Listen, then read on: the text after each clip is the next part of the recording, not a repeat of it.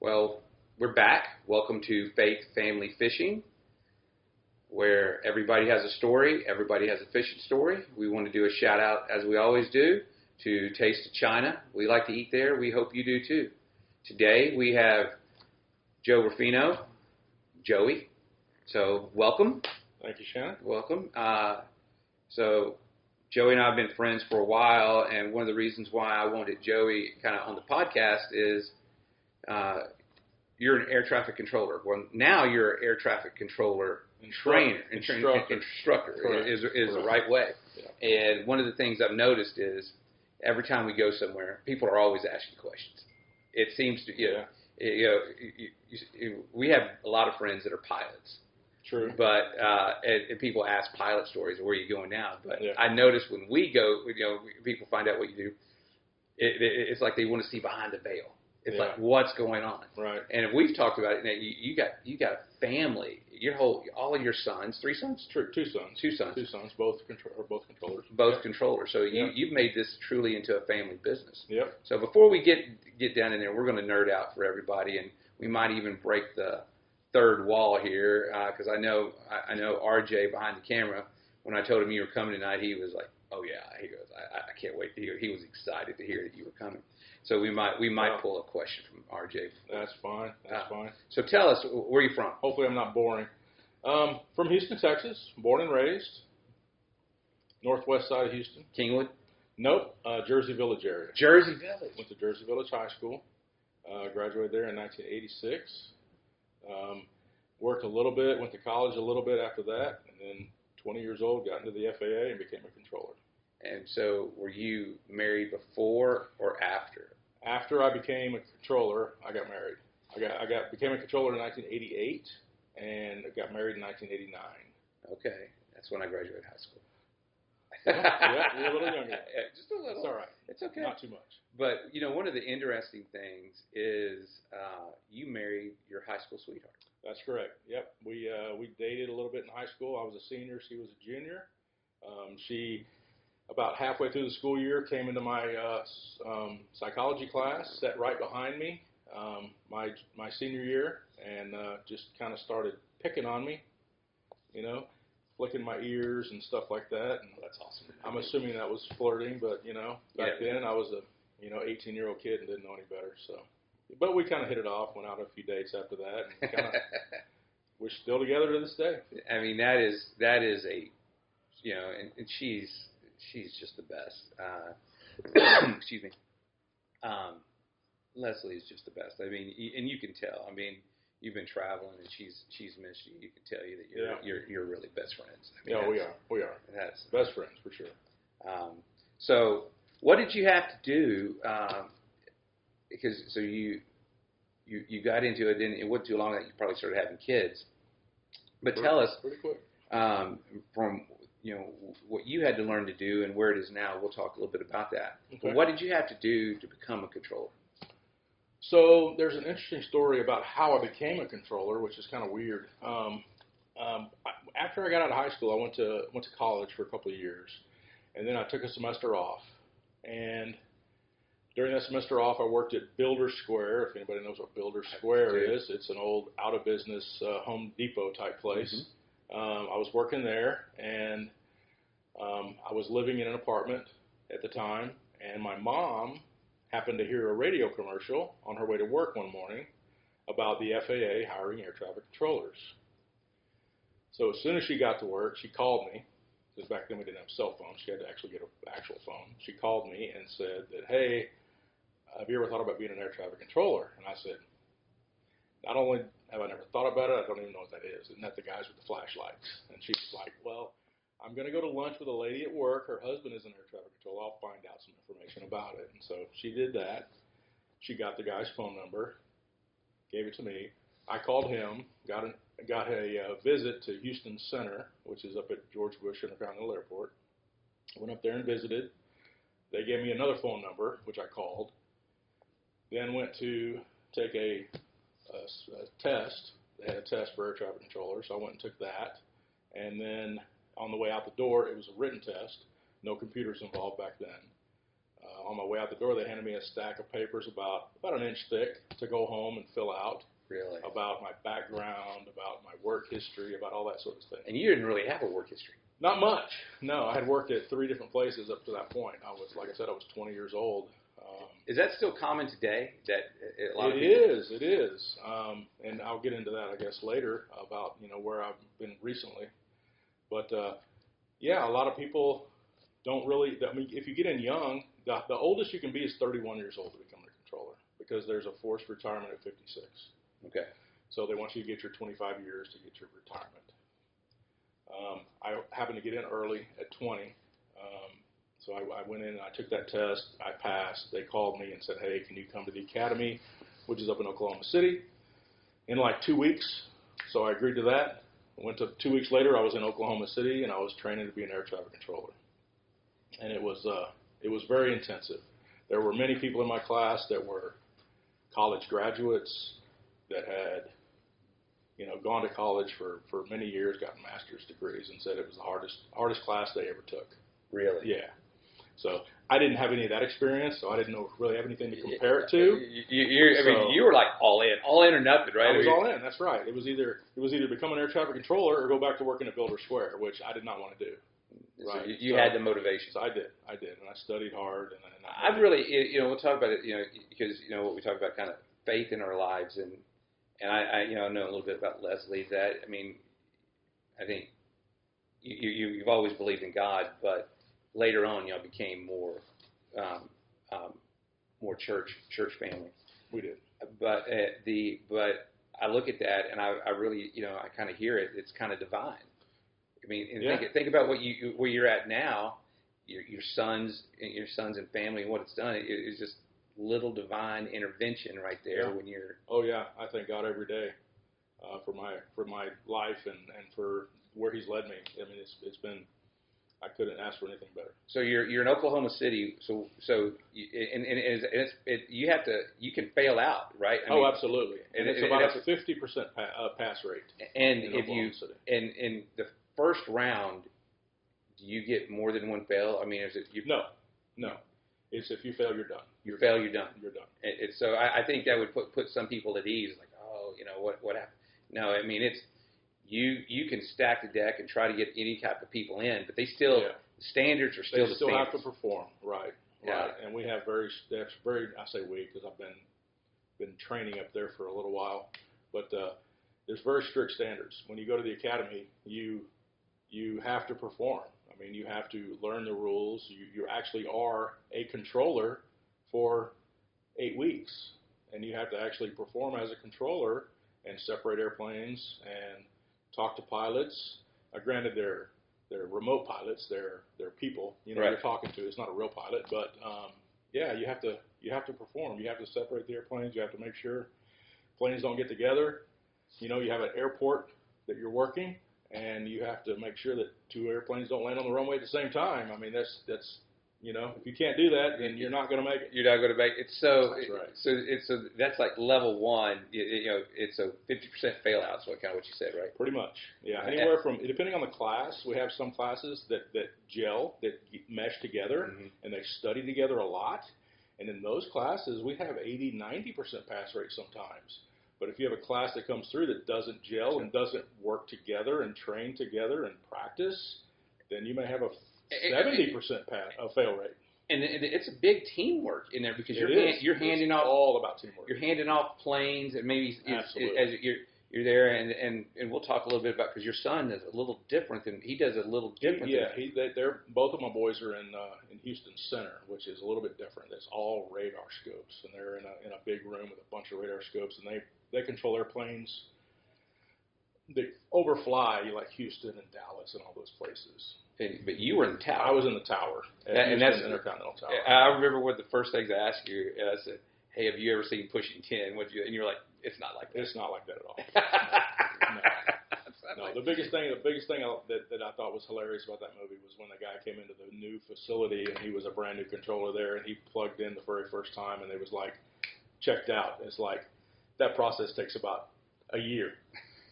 Not like an afternoon. You can't go. Yeah. You can't just go from here to. It's not. It's No. not. It's like in my world. If you move to a different facility, you got to learn that facility is they're all different. Every airport layout is different. Every airspace is different.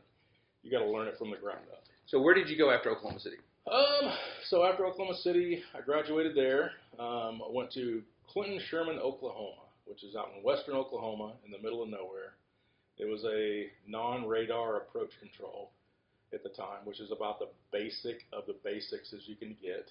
It's like there's a map on the wall, and I have my radio, and I'm talking to airplanes on the radio based on where they're telling me they're at on my little map that I have on the wall.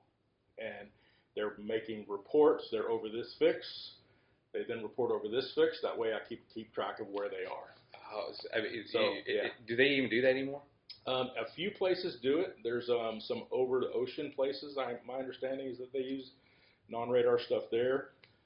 I think there's some centers, like where my two sons work, that have some non-radar sectors, but it's mainly because the radar sites, if you know anything about a radar, it kind of sends a signal out, and if there's hilly terrain, there could be a hill, and on the other side of that hill, there's no radar return. So Right. that area could be non-radar.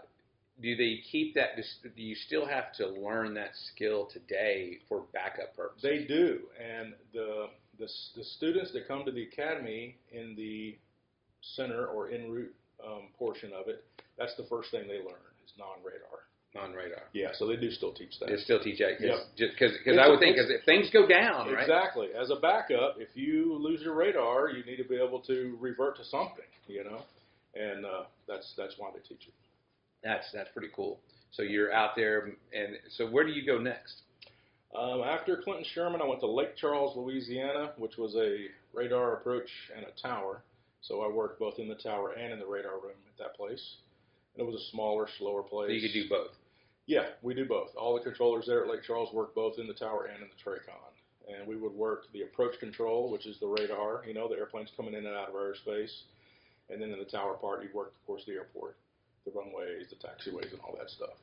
And didn't you go to Jersey for a while? Or did I miss? I did some training. Okay, you did some training, but you didn't work there. In Atlantic City, but no, I never worked there. Okay. No. So you leave Lake Charles. I left Lake Charles. So I got to Clinton Sherman, Oklahoma in 1988. I left there in 1990. Got to Lake Charles in 90. Left there in 93. Then I went to Midland, Texas, and Western Texas, which was a similar type facility as Lake Charles, where it's a radar downstairs. You got a tower upstairs. Quite a bit busier than Lake Charles. Had a lot of military aircraft there. We did a lot of practice approaches and things like that. Okay. Spent 4 years there. And then when do you make it From to Houston? 93 to 97. 1997 is when I got to Houston Intercontinental Tower. Okay. And from Houston area, so I figured that's my last place. That's where I wanted to be. So that's where I finished out my career. Spent 25 years at Intercontinental Tower. And how busy, we think of Houston as a busy airport, but compared to like Newark, it is a busy airport. Or DFW. So the airports, they always rank them based on traffic volume Mm-hmm. and how many airplanes they operate per hour and things like that. Number one is always Atlanta. Really? Yeah. Atlanta's always number one. Number two is usually goes back and forth between Dallas-Fort Worth and Chicago O'Hare. O'Hare always late. Why's O'Hare always late? Because O'Hare is a totally different airport. Their runway layout is totally, it's just a nightmare. All the runways cross each other, and the controllers there are incredible. I mean, they are the cream of the crop as far as I'm concerned. They're better than any Atlanta or DFW or Houston or anybody else. See, he's calling you out. To be a controller in Chicago, I've been to the Chicago Tower years ago during some training stuff, but I got to see the guys at work, and they are amazing. So is it because, like you said, is it because they're because the runways cross? I mean, if you think about it, you got a runway that cross. You can't let an airplane land over here and take off over here, or vice versa. You gotta make sure that they don't hit each other. And there's a whole bunch of arrivals coming in, a whole bunch of departures going out. So it's funny that we talk about we'll keep this fun and everything, but Die Hard 2. Okay. Yeah. If any youngsters older if anybody haven't seen Die Hard 2, great show. All the Die Hard's fan. I'm a fan of Die Hard. Yeah. But it's the one where they hack into the plane, drop it. Yeah, they hacked into the to the ILS system, which is the piece of equipment that guides the airplane to the runway. Mm-hmm. And in that movie, they lowered the ILS glide slope to where it was below ground, where the airplane hit the ground. And so the ILS for that can't happen. ILS is what tells you how far you are from the ground. It has two different aspects. It has a beam that tells you you're lined up with the runway, and then it has another beam that tells you your altitude and your slope angle to get to the runway. Mm-hmm. Right. And with that slope angle, they lowered it to below ground, which is not possible. Right. With the new stuff, the satellite stuff, who knows? I don't know. But with that old system, there's no way they could have done that. No way they could have done that. And plus, then you've got the visual, right? The VF. Yeah, right.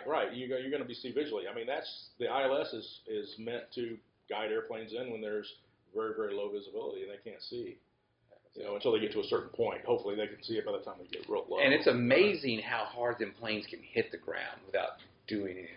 If they hit the ground hard, that's because the pilot messed up, to be honest. But I mean, I've been on some of them where they they will hit. Yeah, I mean, you hit where you. If you're in high winds and you've got turbulence and you've got wind shears and stuff going on like that, it's hard work getting that airplane on the ground.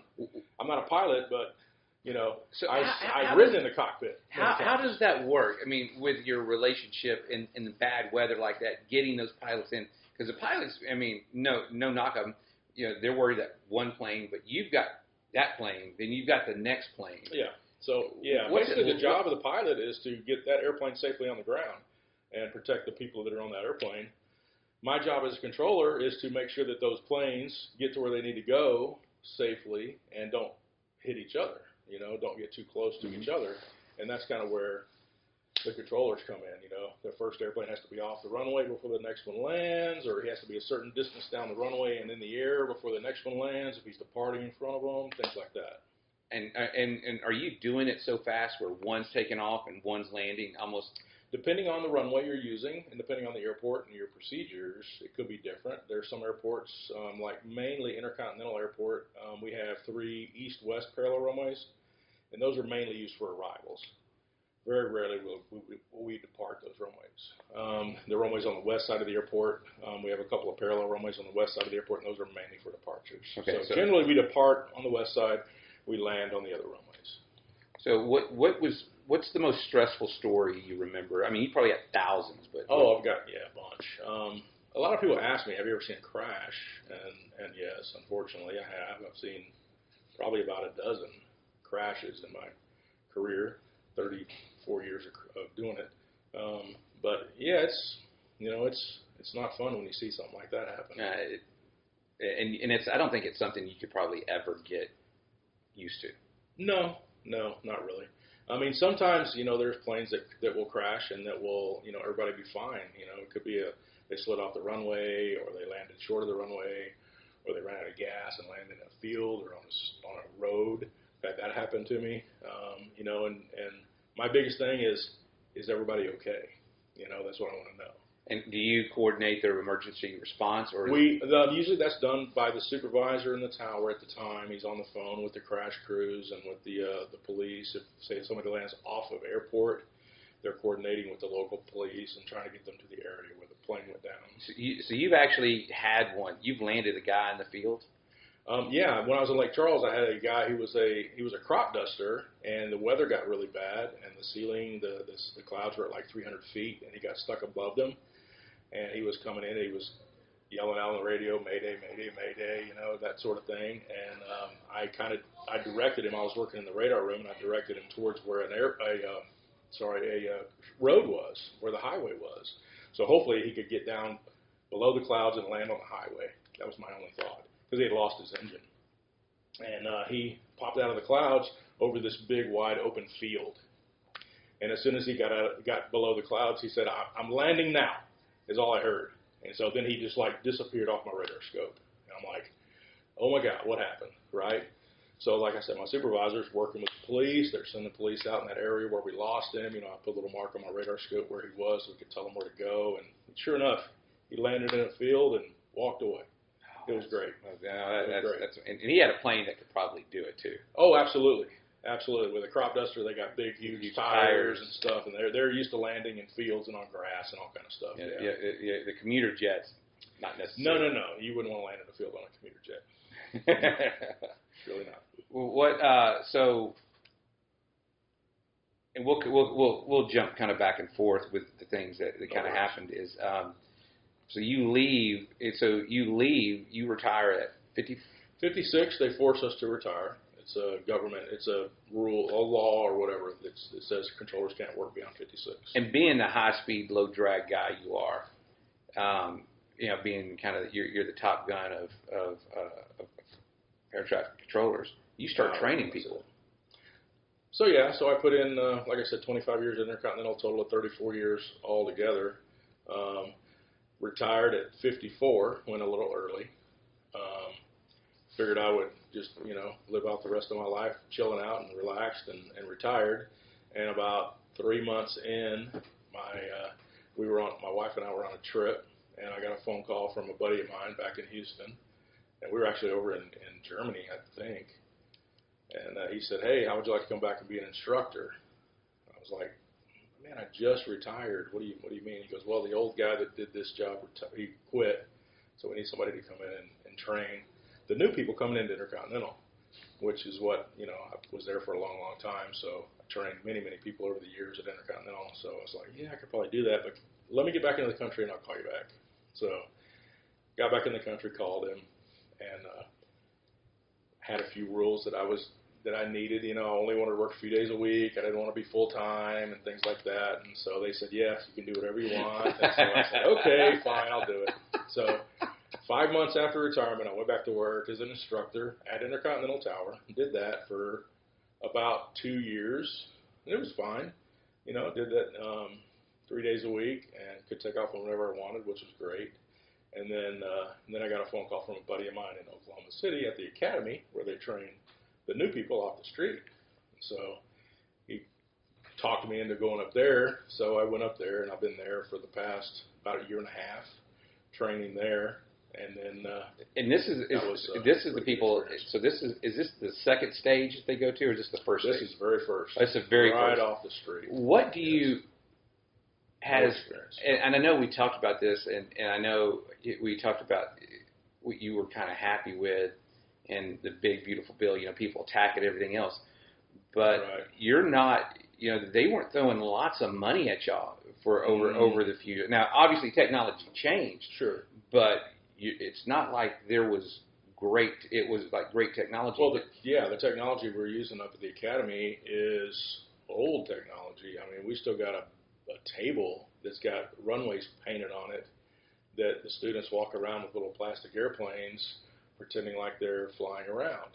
That's part of that training up there. Now, granted, we do have another lab where we go into a simulator that's $1 million simulator. I mean, we got 15 of them up there, I think. $1 million is what I was told. I don't know if that's actually accurate, but there's some research, I think it is. Yeah, there's like 10 big, huge TV screens all around you, so it actually looks like you're in a tower, and you're actually there's all the airplanes. There's an airport out there. There's all the airplanes taxiing around, taking off, doing all the things that they do, and there's some voice recognition software that we use that when the controller tells the pilot something to do, the pilot does it. You had to learn. You had to learn how to talk to that. I did have to learn how to do that. Yeah, before they let me be a constructor up there, I had to actually be certified, as the students are. But in their case, they get like 8 or 9 weeks to do it, and they gave me 2. But it was fine. Because I'd done the job for so long, it wasn't that hard, but it was still pretty difficult. It was different than anything I'd ever done. So I think it's probably good because what we always heard on TV is not enough FAA people, right? Not enough controllers. And that's been that way for a while. Since about 1981 when Reagan fired all the controllers. Yeah, it's never recovered from that. It's not an immediate problem, and so I mean it's something that just happened. This has been it's been ongoing for a long, long time. If you think about the controllers that got fired in 1981, there were like 80% of the controllers got fired in 1981. They brought over a lot of supervisors, came in start doing the work. They brought in a lot of military people to help fill the gap. What was the reason for that? I don't know. I mean, the firing in '81. Yeah. So basically, there were contract negotiations with the union at the time, PATCO, and Reagan had just come in not too long before that, and Reagan had made some promises. This is my understanding. I wasn't around then. Yeah, because I was told. You were young. Reagan had made some certain promises to the union that he would have their back and things like that. And so the union, thinking that, hey, we can pretty much do what we want with these negotiations, we can get what we want. They weren't getting what they wanted from the FAA, and then they went on strike. And when they went on strike, that upset Reagan, and Ronald Reagan told them, hey, you guys need to come back to work now. And when they didn't, he fired them. Mm. And so that's how that's how it happened. Yep. Yep. And so now we've been in recovery mode ever since. And if you think about that, '81 we lost a lot of controllers from '81 through about '91. Huge hiring during all that period. They hired a bunch. I was in that period, '88.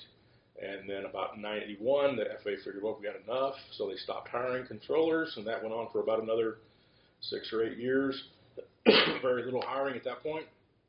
And then all those people that came in from '81 to '91 got to be almost 56, being forced to retire, and the FAA didn't foresee that, which they should have. Because they didn't start building up the workforce. You've got a shelf life. Exactly. You've got a shelf life, right? And so one of the interesting things is, and what you tell us is, it's not like pushing 10 where you plug in. It takes a year to get trained up where you're at. And then if you go into a difficult place like Newark, Atlanta, Chicago, absolutely. It could take a while. It might take longer. Now, granted, they don't take people in those busy places, off the street. You don't come out of the academy in Oklahoma City and go straight to those places normally. You'll go to a smaller level facility. You got to work your way up. You'll check out there. People that have been there a while may move up to a busier place. Then they'll work there for a while. Then they'll move up to the busier places, kind of like what I did in my career. That's normal. That's the normal progression. Yeah, exactly right. So, but they didn't. The FAA didn't. They thought, well, everybody's going to stay till they're 56. Nobody's going to go early. And then people started retiring early. And then they started. My understanding is we need about 15 to 16,000 controllers nationwide. We've been stuck in the 12 to 13,000 range for a long time. Oh, so total you need 15, and so you're we're a good 2,000 or 3,000. Constantly. Since they were constantly in a 3,000 shortage. Pretty much. Because you always, even if we get 3,000 passed per year at the academy, we have at least 3,000 that retire. Yeah, and like you said, a 50% fail out. Spinning our wheels basically. And now, from when you started, everybody can, like you said, like your boys work a certain area, you work the towers, right? So it's different jobs now. Yeah, there's two different aspects at the academy. There's the tower, or the terminal as we call it, which is what I trained in and what I did my whole career. Is that a cool job? Let's be honest. I like it better. If you think about it, you're in the tower, you're looking out the windows, you can see the city, you can see everything. If we don't dig your boys a little bit, right. They're good, but they're not tower guys. Yeah. Well, they're in a dark radar room all day long. They're down there working airplanes on a radar scope, and it's dreary down there. We call them mushrooms, because they're in a dark, wet place. So what's the difference? My big fear, because I've heard this stuff, is I've got friends that have flown in Russia and stuff. That once you leave like St. Petersburg, you fly into St. Petersburg, it's kind of the same. Mm-hmm. But you get out of St. Petersburg, it's the pilots are using highways, the guys Wild West. Yeah, I'm that's why I'm worried about flying like. Island hopping and everything else. I don't know. I've got friends that retired from the FAA and went to work over in Europe at a lot of set places over there. Do you know much about that? Or is it not a lot? Not a lot.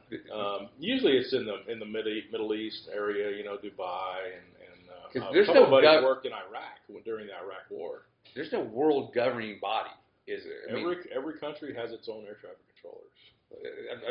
The only thing that's worldwide is that the language is supposed to be English throughout the world.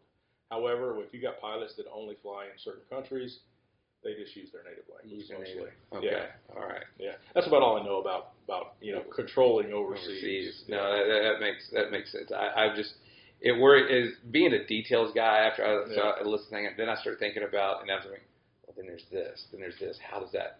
And do they have the same strict regulations? They do not. I know that.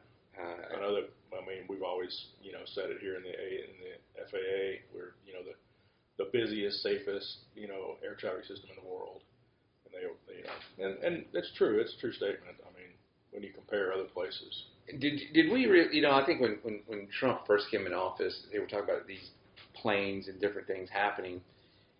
I mean, is that really kind of a consistent number of issues happening? Is it pretty a consistent number? They were trying to blame a lot of stuff on air traffic controllers, and you're like, that's there was several incidents that happened that they could be contributed to either pilot error or mechanical failure, and they always say stuff rolls uphill or whatever, but I mean, to blame the president for that airplane's engine going out, is kind of silly to me. But, it's because I mean, and then I think they did studies, again to give Biden, it was still happening there. They just made it news, and you go back another president, stuff still happens. It depends on what they want to make a big thing about. But as Superman says, it's still the safest way to fly.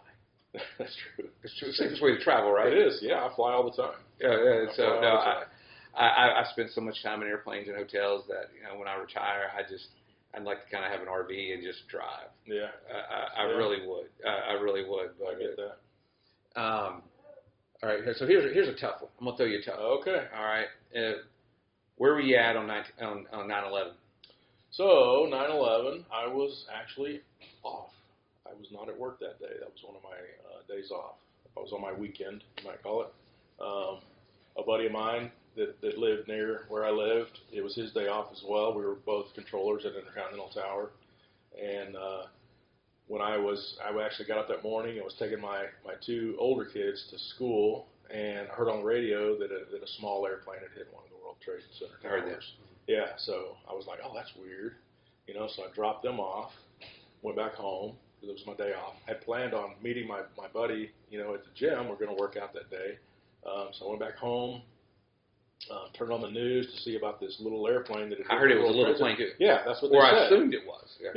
Yeah, right. So I turn on the news, and it's like you could see the smoke coming out of the World Trade Center tower, and I'm kind of watching it, and I'm telling my wife about it, and I'm like, something hit the World Trade Center, and then all of a sudden, here comes that other plane, hits it live, and I'm like, oh hell, we're at war. I mean, this is not a joke, And so we sit there and watch that for a good 30 minutes. And my buddy called me and said, hey, I'm leaving now, going to the gym. I'm like, all right, I'll meet you there. So I left, went to the gym, got on my treadmill, and I'm sitting there and I'm watching the TV, and I'm not moving. I'm not walking. I'm not doing anything. I'm just sitting there staring at the TV while they're talking about all the stuff going on. And I look at him and I'm like, dude, I'm not working out today. I'm going back home. So I went back home. My wife wanted to go pick up the kids from school, and when I talked her out of that, I'm like, it's there's nothing we can do about that. They're not going to attack the kids' school, so it's not that big a deal here. It's a big deal for sure. And then, watched the news the rest of that day. Went into work the next day. The controllers that worked that day, and granted, I was not involved in that, but the controllers, every one of them that worked that day, should be put up on a pedestal as heroes. I mean, they got so many airplanes on the ground in such a short period of time that day. It was miraculous. Really? It really was. It didn't matter where you were flying to. If you departed New York and you were going to L.A., you were landing in Atlanta. It didn't matter. Wherever the minimum main airport, they put them down. I mean, they put the airplanes down so quick. It was incredible. I mean, there's videos online you can pull up and you can see the radar of the entire United States with all the airplanes, and how 9/11 hit, and then you could just see all the airplanes just turn around and go to land on these airports. And within 2 hours, every airplane in the whole country was on the ground. It was crazy. What changed for you as a controller after that? Not really a lot changed as far as being a controller. I went in the next day, and there was nothing going on. There were no airplanes. Because it was like 30 days before they started flying. It wasn't that long. No, Oh, it was only a few days. Oh, okay. But there were no. I mean, none of the air carriers, none of your airlines were flying. No private planes were flying. It was only military, and I believe the Air Force One was flying around. Right. You know, so we could see where he was. But military escorts for that, and just mainly just a few military airplanes flying around here and there. And it was probably the most eerie feeling being at work that you can possibly imagine. Even going outside, you know, on my break, I would go outside there at the airport and just to hear nothing. No airplanes, no jet engines running, no nothing. It was eerie. It's just a weird. It's very, very weird. What? So they didn't really change because security, because y'all didn't really mess up on security. They just kind of diverted, right? So so there was really not any security changes for y'all in the way you worked? Not as far as we worked, no. I mean, everybody knows a lot of security changes happen at the airport. You know, and what you could carry on, the liquid stuff and all that. But as far as our jobs goes, no, nothing really changed to that regard. So you mentioned Air Force One. Have you ever been in an airport where you pulled in Air Force One? Or I worked Air Force One a couple times. Yeah. Really? Yep. How was it cool? I mean, yeah, it was pretty neat. I worked Air Force One into Intercontinental. This was years ago, and then Marine One. Mm-hmm. You know, after they land, the president gets on Marine One. I worked him out on Marine One once. That was pretty cool. Which president? Oh, Bush. I think it was Bush. Yeah, it was George Bush. George H.W. George H.W. Yeah. Yeah. They're at Bush Intercontinental Airport. Yeah. Right. Yeah, it was kind of cool. Is there any difference between work, like you said, and I've seen Marine One fly in D.C. because I used to work downtown D.C. and I've seen it, you know, where it goes, you kind of see it lands and then kind of moves, it goes down the Potomac. Is there any difference working a helicopter versus airplane? Yeah, there is. I mean, airplanes, you think about it, airplanes got to be moving forward constantly, right? To make lift, and they have to have propulsion and lift to fly, right? Helicopter can just sit there. Helicopters are, in my opinion, easy to work. You can tell them hold your position. You can't tell that. You can't tell that to an airplane, right? Just wait. You can't tell an airplane just to stop. Just stop right where you're at. Stop where you're at. Not gonna happen. Hold, please. Right. Those airplanes are coming and they're going fast. Yeah, right. That makes a lot of sense. Yeah. So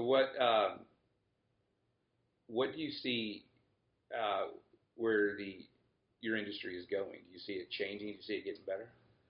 I do.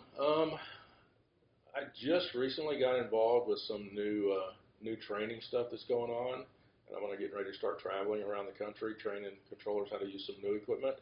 So I see new equipment coming on board, and this is mainly in the towers. Don't really know much about the centers or the en route part of it, but in the towers, yeah, we're getting some new equipment, some more modern equipment.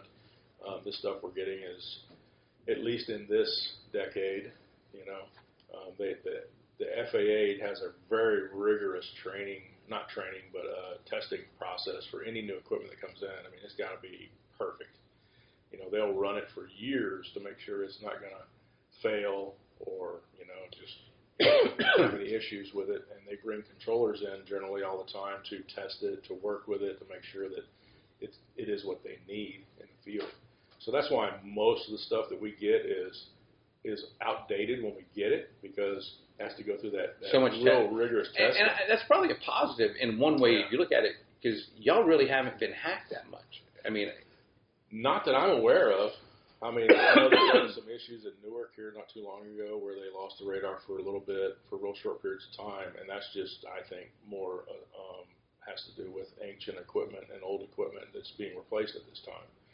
So hopefully that's going to be remedied really, really quick. And you know, like you said, now we have seen a few bugs flying overseas, right, with different planes, and they caught it. The pilots kind of know what's going on. Yeah. They get updated on stuff. Yeah, and that's not really have anything to do with what I do. Yeah, it's all airplane equipment and the newer airplanes. Some of the newer airplanes, they have very, very, very advanced technology in those airplanes, and some of those airplanes are amazing what they can do. It really is. Yeah, and we're going to get a couple different pilots on here. So I'm sure that there's some training. If they just like you. Yeah, they have a lot of training they have to go through. Do you have to read as much as they do to stay up on stuff since the technology? Our technology doesn't get updated as much as theirs, I don't think. So we get briefings every single day, it seems like. And we get, repetitive briefings on things that we've been doing for years. A lot of old school pilots, or not pilots, controllers that have been doing this a long time. We'll have the same briefing once every 6 months over this certain piece of equipment. And it's like, well, this is the 13th time I've had this briefing. It's like, why do I have to do this again? But, it's just keep it fresh in your mind and make sure you know everything you need to know. Yeah, so I've seen, I consider what you've done, as being a success. I mean, you're top of your career, top of your job.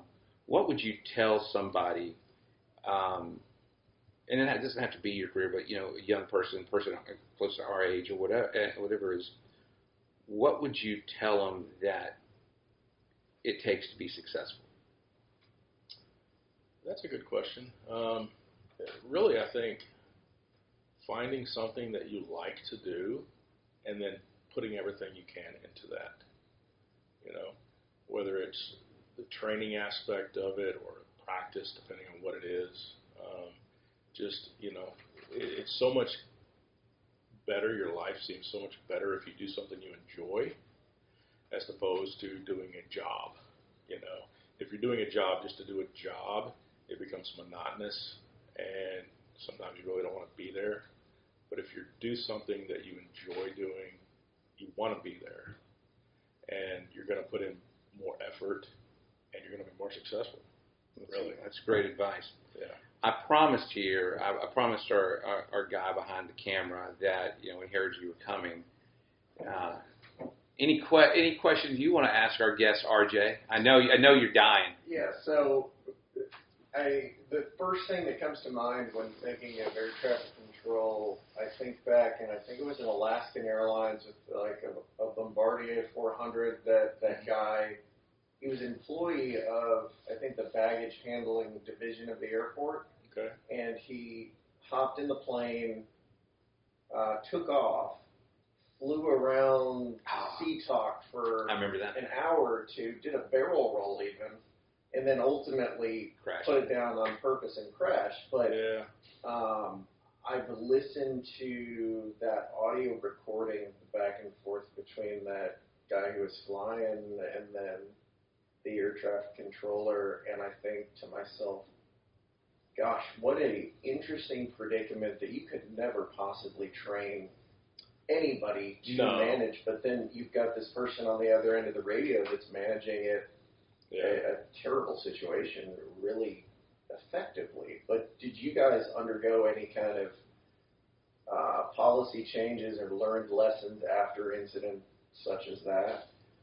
Not really that I recall. I do remember the incident you're talking about. I never really listened to the audio to see what would happen during that incident, so I'm kind of not really up to speed on that, you might say. Yeah.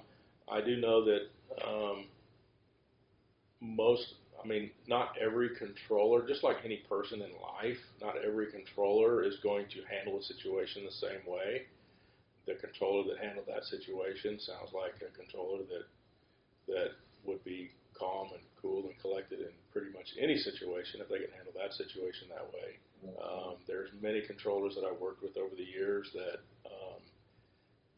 handled emergencies and really, really odd things in a very professional way and handled it well.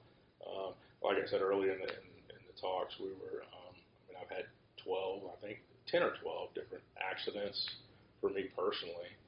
And I know a bunch of controllers that have had many accidents while they were working.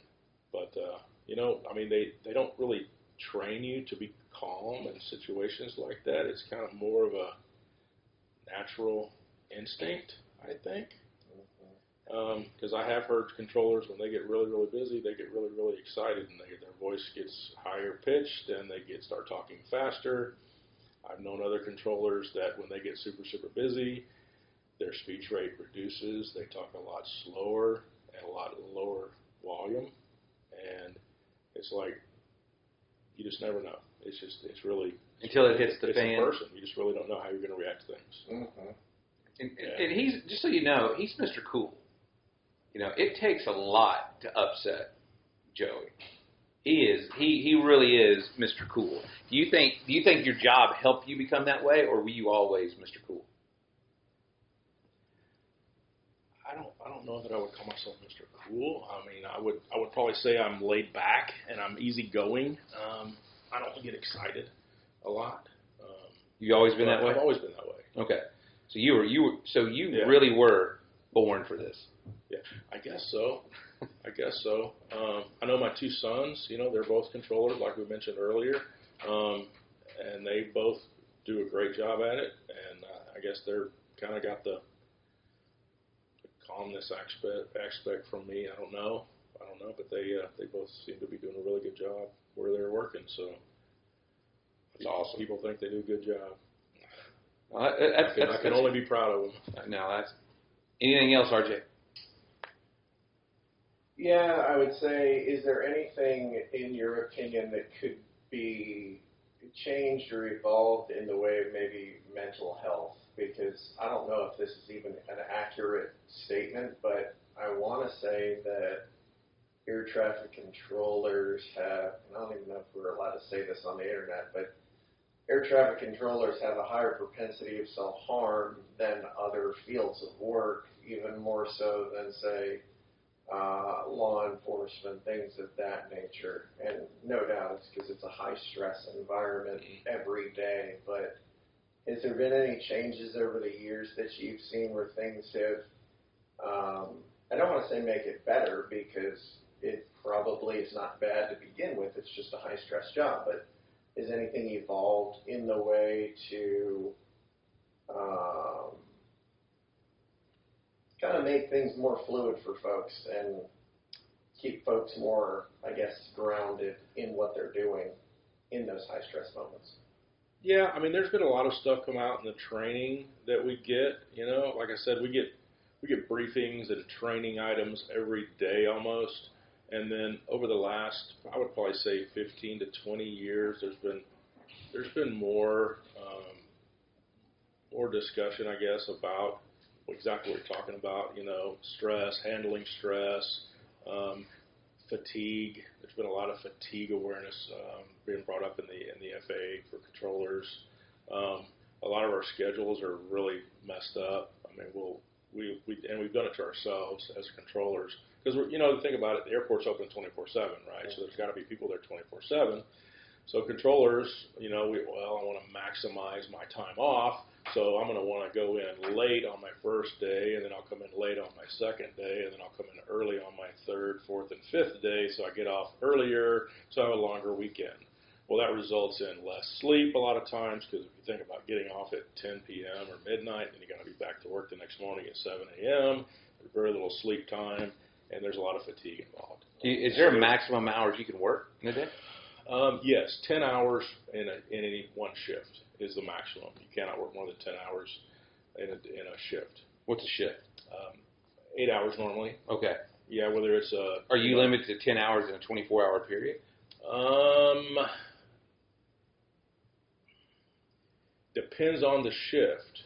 Okay. If you work a morning shift, and then you have to come back that same night for a midnight shift, which happens, you have to have at least 12 hours between those two shifts. Okay. Now, when I was working, it was 10 hours. They've increased that. They've increased that to your basic to help mitigate the the fatigue awareness. Fatigue mitigation, they call it. That makes a lot of sense. So you're seeing an improvement. I haven't worked under those new rules. My boys work under those rules, and so they tend to like it. They didn't like it at first, but I think now that they've been doing it for a while. Yeah, because they have to get that 12 hours is kind of hard when you get there at 6 a.m. If you get off at 2, 12 hours later is 2 a.m. You know, nobody wants to come in at 2 a.m. So instead of getting off at 2, they'll do a 6 a.m. to noon, and then they'll come back at midnight. Mm-hmm. You know, so they have a 6-hour shift, and then they'll have a 10-hour shift some other time in their week. Yeah, that makes sense. Yeah, that makes sense. Well, so man, we could talk to you all night, but and I think RJ is going to poke me to bring you back because again, he was extremely excited when you're coming in, and like I said, everybody, and I think we'll focus more on your stories next time, but.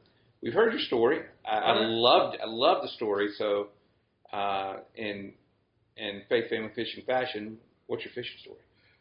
Fishing story. I knew that was coming. So, I'm not a huge fisherman. I don't fish a whole lot. I'll fish a little bit off my dock in the back of my house, a little bit. But probably my best fishing story is what we want. Working in Oklahoma, right, early in my career, brand new married. Leslie's out there with me. We're living in the middle of nowhere, Oklahoma. I asked her if she wanted to go fishing. She's like, I don't want to go fishing. That makes sense. She hates fishing. Her dad used to drag her to go fishing when she was little, and she hated it every minute of it. So I dragged her along, and we found this little lake about, I don't know, it was about 30 minutes east of where we lived at the time, a little small lake in western Oklahoma. I went and got some minnows. I had my fishing pole. I had my tackle box. We go out, there's this little pier, this little dock that leads out into the water. So I walk out there. Of course, I didn't have a boat or anything. I was poor back then. So I get my fishing rod, and I'm putting minnows on it and cork, and I'm throwing it out, and I'm trying to catch something, anything. I don't care. And so Leslie starts, complaining. She's bored. I'm ready to go. Like that. I'm ready to go. Let's go. We'd only been there about a half hour. And I'm like, how about this? I'll set you up a little jig line on the end of the pier, So I pulled some line out of my tackle box, about 8 feet of it, put a hook on the end of it, put a minnow on it, tied the end of it to the dock, and just threw it off in the water. And she sat there and caught 8 fish, to my none. Yeah. Crappie? Crappie. Yeah. Yep. Crappie and perch. Mm-hmm. Yep. So yeah, it was like, I quit. I give up. Oh, that's awesome. That is. That little line was in there. She would grab this, pull up a fish. I'd take it off, put another minnow on. She'd throw it in there. 2 minutes later, she'd pull up another one. It was like, that's awesome. This is. You're like, this is not supposed to happen. No. That's awesome. That's awesome. Well, thanks, buddy. I appreciate you coming. And you were traveling. I'd always thought about just because I know you have stories, but and just we always talk about different things. And I try not to anymore. It's like when I see something on the news, hey Joey, has anybody been calling you? Oh yeah, man, people call me all the time. So I try not to. Yeah. You do. You're one of the people that when people figure out what you do is I see it every time. They kind of corner you and like, hey, what about this? What about that? It seems to be So thank you for coming on, and I appreciate that. And please like and subscribe, view. It helps us out. We're looking forward to getting this posted on Spotify and other places, and look for our merchandise coming soon. We've got a design on a hat with our logo on front and Fisher of Men we're going to put on the back. So that's in design right now. We've got to find a hat that fits me first. So that's one of the the problems. So we got to try that out. But thank you to our one viewer that's going on, and we appreciate it. Have a great evening. If you want to be part of our interview series and become a guest member, just go out to faithfamilyfishing.com, drop us an email, and we'll get back to you. Everybody has a story. Everybody has a fishing story.